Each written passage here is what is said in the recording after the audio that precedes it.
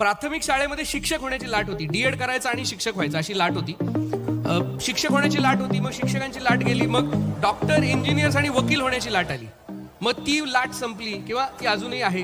त्याच्यानंतर लाट आली ती म्हणजे MPSC UPSC द्यायची, आणि मग MPSC UPSCची पण लाट कदाचित अजूनही आहे.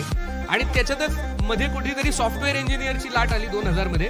आणि आत्ता जे मला मागच्या 5-7 वर्षात दिसतंय ती लाट अशी दिसते की प्रत्येकाने उद्योग करा. मग तुला काही जमत नाही आयुष्यात, तू उद्योग कर. तुला शाळेत मार्क नाही पडले, तू उद्योग कर. तू खूप डेंजर आहे, तू एकदम दादा आहे, तू उद्योग कर. अरे किंवा तुला कुणी कंपनीत नोकरी द्याय ना, उद्योग कर. तुला कंपनीत भ्रष्टाचार करतोय म्हणून काढून टाकला, मग तू उद्योग कर. हे असं कुणी पण येऊन उद्योग करा असं नाही होत. उद्योगासाठी तुम्हाला आतून लढण्याची जिद्द लागते, तुम्हाला कम्फर्ट झोन सोडण्याची तयारी लागते. नाही तर मी फक्त माझ्या गावात वाघ असतो ना, बाहेर गेल्यानंतर तुमचं भिजलेलं मांजर होऊन जातं. असं नाही ना चालणार.